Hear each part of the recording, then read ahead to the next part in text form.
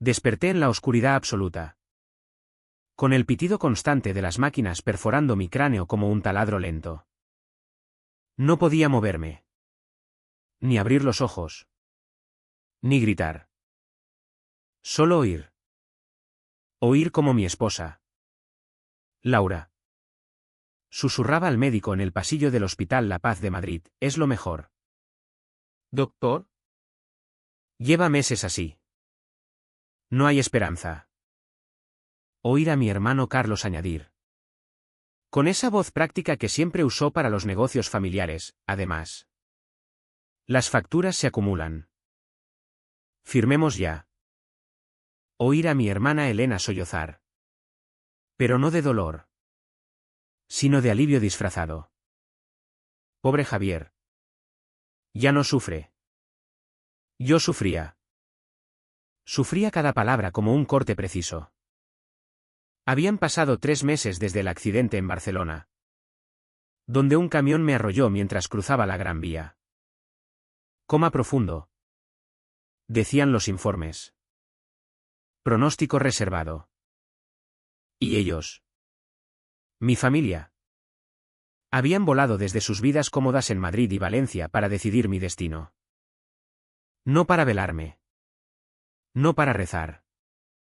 Para desconectarme. Recuerdo el momento exacto en que Laura firmó los papeles. Su voz temblaba un poco, pero era firme. Es lo que Javier querría, dijo. Mentira. Javier quería vivir.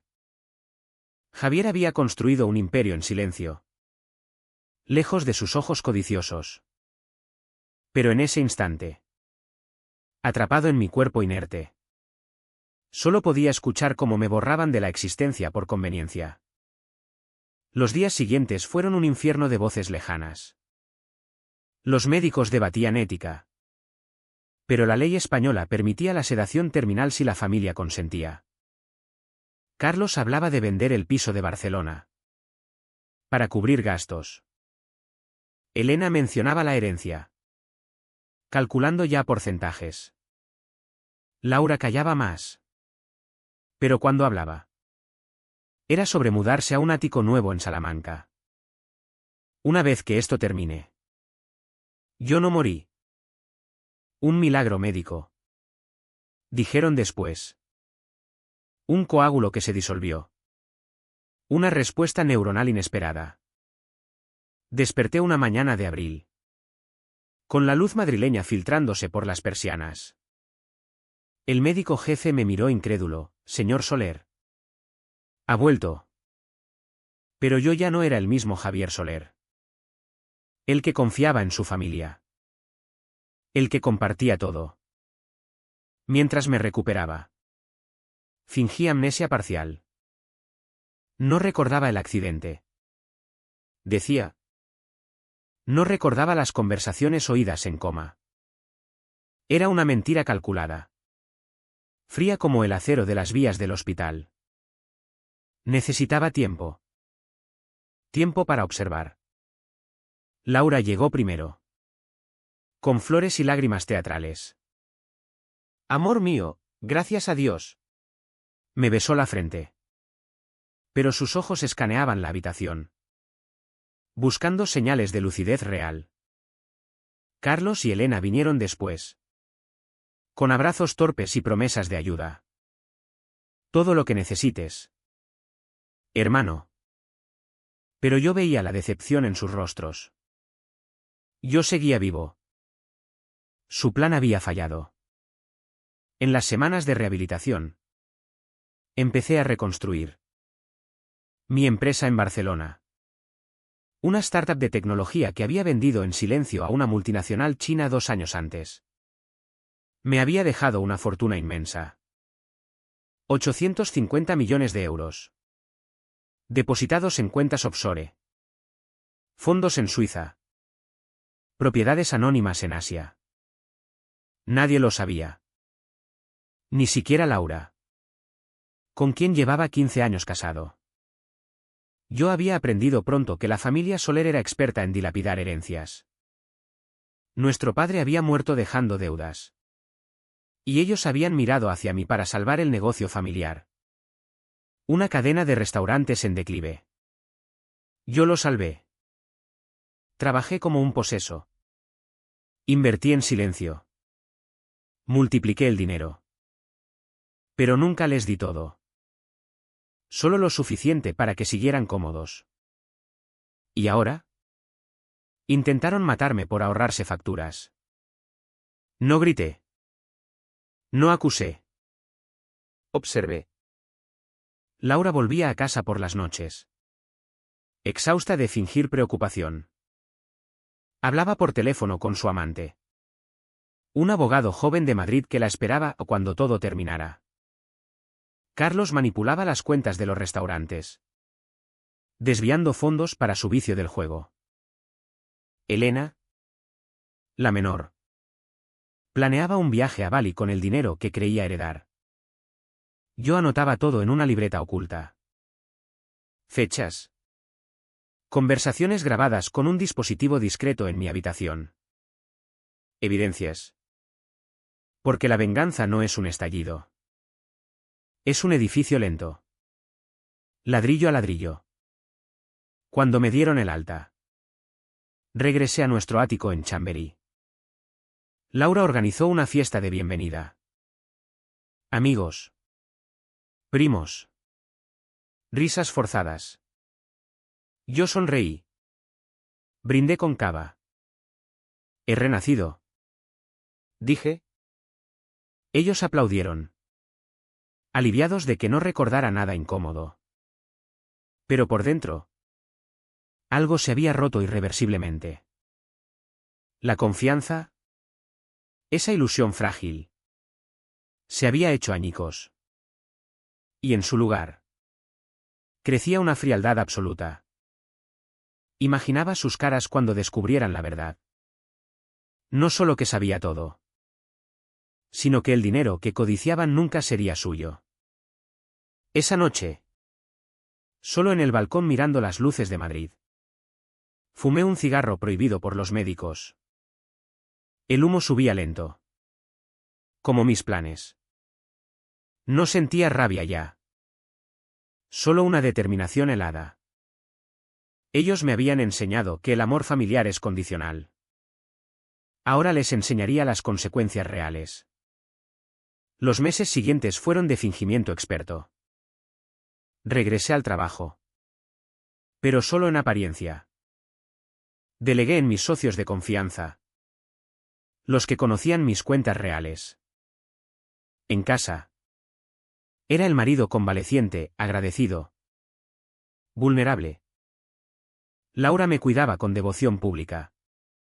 Pero por las noches la oía llorar en el baño. No de culpa. De frustración. Una tarde. En la terraza del café comercial. Carlos me confesó su preocupación. Hermano. Los restaurantes van mal. Necesitamos inyectar capital. Sus ojos brillaban con esa codicia que recordaba de la infancia. Cuando robaba mis ahorros para cromos. Yo asentí. Prometí pensar. Pero ya había contratado un auditor discreto. Descubrí que había desfalcado más de 200.000 euros en los últimos años. Elena era más sutil. Venía a visitarme con su hija pequeña. Hablando de futuro. Tío Javier. Cuando estés mejor. ¿Me ayudas con la hipoteca? Sonreía inocente. Pero yo sabía de sus deudas con prestamistas. Había interceptado emails suyos a Laura: si Javier no despierta pronto, tendremos que actuar. ¿Actuar? Esa palabra resonaba en mi cabeza como un eco. Ellos actuaron. Ahora yo. Empecé pequeño. Una llamada anónima a Hacienda sobre irregularidades en los restaurantes. Nada directo contra Carlos. Solo suficiente para que investigaran. Él se puso nervioso. Vino a pedirme consejo. Es un error. ¿Seguro? Yo le palmeé la espalda. Tranquilo. Lo arreglaremos. Con Laura fue más íntimo. Descubrí su aventura por casualidad, un mensaje en su teléfono olvidado. Fotos con el abogado. Álvaro. Planes para después de mi partida. Una noche. Mientras cenábamos. Le dije, he soñado con el coma. Oía voces. Ella palideció. ¿Qué voces? Nada claro. Mentí. Solo miedo. La semilla de duda germinó. Empezó a mirarme diferente. Como si temiera que recordara. Y yo alimentaba eso. Dejaba caer frases ambiguas, a veces siento que me abandonaron. Ella negaba. Abrazándome fuerte. Pero el abrazo era de pánico. El precio lo pagaba yo. Por las noches. Solo. Revivía las voces en coma. El pitido de las máquinas se convertía en pesadillas. Me despertaba sudando. Preguntándome si valía la pena. ¿Era yo mejor que ellos? La respuesta llegaba fría, no. Pero tampoco peor. Decidí escalar. Transferí fondos a una fundación benéfica anónima. Millones para hospitales. Investigación de comas. Ironía pura. Luego. Modifiqué mi testamento con un notario en Barcelona. Todo a causas sociales. Excepto una parte para empleados leales. Nada para familia. Pero no les dije aún. Quería verlos sufrir la espera. Carlos fue el primero en romperse. Lo llamaron de Hacienda. Multa inminente. Posible embargo. Vino a casa borracho una noche. Javier. Préstame dinero. Es urgente. Le di un cheque pequeño. Lo siento. Estoy ajustado tras el hospital. Su cara se contorsionó. Tú siempre tienes, papá te dejó todo. Ahí estaba la verdad cruda. El resentimiento acumulado. Discutimos. Por primera vez grité. Papá os dejó deudas que yo pagué. Se fue furioso. Pero dependiente. Laura notó la tensión. Intentó mediar. Pero yo la confronté sutilmente. ¿Por qué firmasteis tan rápido para desconectarme? Ella lloró. Pensábamos que era lo mejor. Mentira. Álvaro la presionaba para vender el ático. Intercepté una llamada suya, si Javier sospecha. Estamos jodidos. Sonreí en la oscuridad. Sí. Lo estaban. Elena intentó manipularme emocionalmente. ¿Trajo a la niña? Habló de tradición familiar. Los Soler siempre juntos. Yo recordaba cómo me excluyeron de decisiones cuando padre enfermó. Ahora invertía roles. El coste mental crecía. Dudaba. ¿Detenerme? ¿Perdonar? No. El silencio en coma me había cambiado. Imaginaba su alivio al creerme muerto. Eso no se perdona. Preparé el siguiente paso, una reunión familiar. Para aclarar el futuro del negocio. Ellos vendrían ansiosos. Yo estaría listo. La reunión fue en el viejo restaurante familiar en Valencia. El primero que abrí. Olía a paella quemada y recuerdos falsos. Llegaron puntuales. Vestidos de domingo. Laura con su perfume caro. Carlos con corbata apretada. Elena con sonrisa nerviosa. Gracias por venir. Dije sentándome a la cabecera. Quiero poner orden tras mí. Ausencia. Serví vino. Rioja Reserva. El que guardaba para ocasiones. Ellos bebieron rápido. Hablé de números. Mostré balances falsos, deudas acumuladas. Pérdidas. El grupo está al borde de la quiebra. Carlos palideció. Sabía parte. Pero no todo. Necesitamos vender. Propuse. Dividir lo poco que quede. Protestaron. No. Es el legado de papá. Ironía. El legado era mío. Entonces solté la primera bomba. He consultado abogados.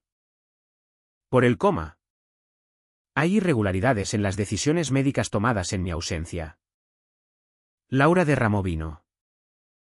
¿Qué quieres decir? Que alguien firmó para desconectarme prematuramente. Podría ser eutanasia ilegal. Silencio. Elena miró al suelo. Carlos tosió. No acuso a nadie. Mentí. Pero si sale a luz. Amenaza velada. Usaba la ley contra ellos. Como ellos la usaron contra mí. Propuse una solución, yo inyecto capital. Pero a cambio. Controlo todo. Firmas nuevas. Poderes absolutos. Discutieron horas. Al final. Cedieron. Firmaron. Salieron aliviados. Creyendo salvados.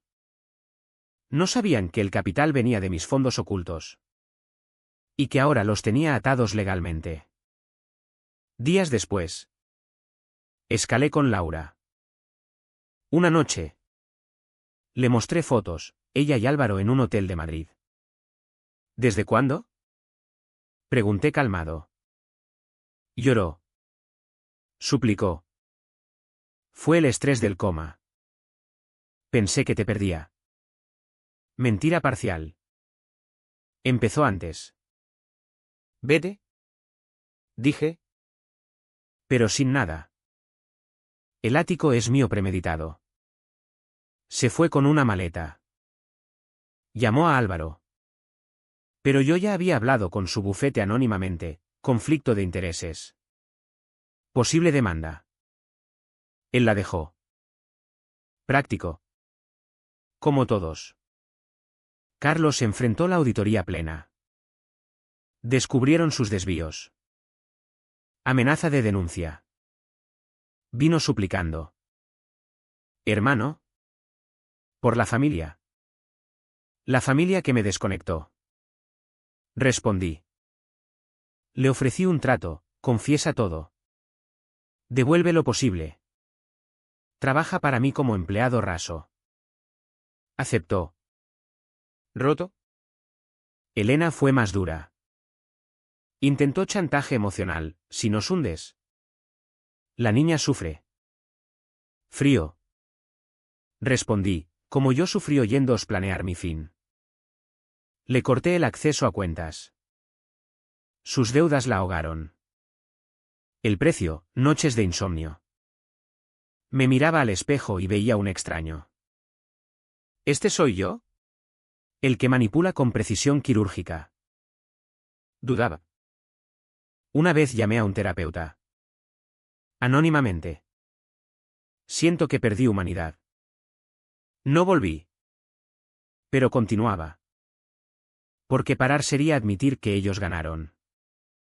Los meses se volvieron un ajedrez lento. Ellos creían tocar fondo. Pero yo movía piezas invisibles. Carlos trabajaba ahora en un restaurante mío. De camarero.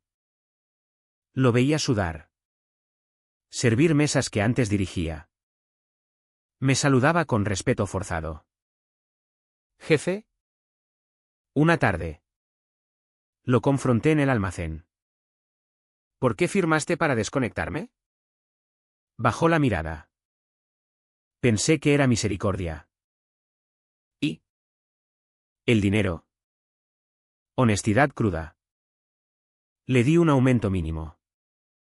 Dependencia total. Laura vivía en un piso alquilado pequeño. Intentó demandar divorcio por mitad de bienes. Mi abogado presentó evidencias de infidelidad y decisiones médicas dudosas. Retiró la demanda. Nos vimos en un café neutral. Javier. ¿No puedes perdonar? No. Dije. El perdón requiere arrepentimiento real. Tú solo lamentas las consecuencias. Se fue llorando. Sentí un pinchazo. Breve. Luego nada. Elena perdió la casa. Se mudó con madre viuda, que ignoraba todo. La niña preguntaba por el tío rico. Le envié dinero anónimo para la niña. No por bondad. Para que Elena supiera que controlo incluso su miseria. El imperio oculto crecía. Invertí en China, donde nadie me conocía. Propiedades en Shanghái. Acciones en Tech. 850 millones se multiplicaban. Pero el vacío interior se ampliaba. Amigos antiguos se alejaban, ¿has cambiado? Javier. Sí. El coma me mató y resucitó otro. Una crisis, Carlos intentó suicidio. Pastillas. Lo salvé. Llamando ambulancia anónima. En el hospital. Vele. ¿Por qué? Preguntó débil. Porque no eres tú el que decide morir. Ironía. ¿Él vio? ¿Nos odias tanto? No odio. Solo equilibro. Salió endeudado conmigo vitaliciamente. Laura intentó volver. He terminado con Álvaro. ¿Te necesito? Rechacé. Necesitabas mi muerte. El coste, soledad absoluta. Noches mirando Madrid desde el ático vacío. ¿Valía? Sí. Porque el silencio en coma me enseñó, confiar es suicida. Preparé el golpe final. El golpe maestro requería precisión. Convocé otra reunión. Esta vez en mi ático. Para cerrar cuentas familiares. Llegaron tensos. Laura delgada. Carlos ojeroso. Elena derrotada. Serví cena. Hablaron poco. Entonces proyecté documentos en la pantalla, grabaciones del hospital. Firmas para desconexión. Emails. Desvíos. ¿Lo sé todo? Silencio sepulcral. Laura sollozó. Carlos maldijo. Elena suplicó. No hay denuncia. Dije. Aún. Propuse, renuncian a toda herencia futura. Firman alejamiento legal. A cambio. Una pensión mínima vitalicia. ¿Y si no? Preguntó Carlos. Todo a la fiscalía. Intento de homicidio por omisión. Firmaron temblando. Pero faltaba la verdad mayor. Hay algo más. Mi fortuna real, 850 millones. Nunca fue familiar. Mostré extractos. Caras de incredulidad. Luego codicia muerta. Nada para vosotros. Va a fundaciones para víctimas de comas. Investigación médica. Elena gritó, eres un monstruo. Vosotros me creasteis. Se fueron destruidos. Laura última, te amé. Javier. Dudoso. Solo quedé yo. El ático vacío resonaba. Dudé final, ¿destruirlos del todo? No. Bastaba con su ruina lenta. Transferí todo. Vendí restaurantes. Doné. Me mudé a Barcelona. Anónimo. Años después. Vivo en un piso discreto frente al mar Mediterráneo. Leo noticias, Carlos alcohólico. Laura sola. Elena emigrada. Yo viajo. Invierto. Ayudo anónimamente a pacientes en coma. A veces sueño con las voces. Despierto sudando. ¿Fui justo? No. ¿Pero real? Ellos viven. Yo también. ¿Quién perdió más? ¿Valió la pena convertirse en esto para que ellos pagaran? La respuesta queda en el silencio.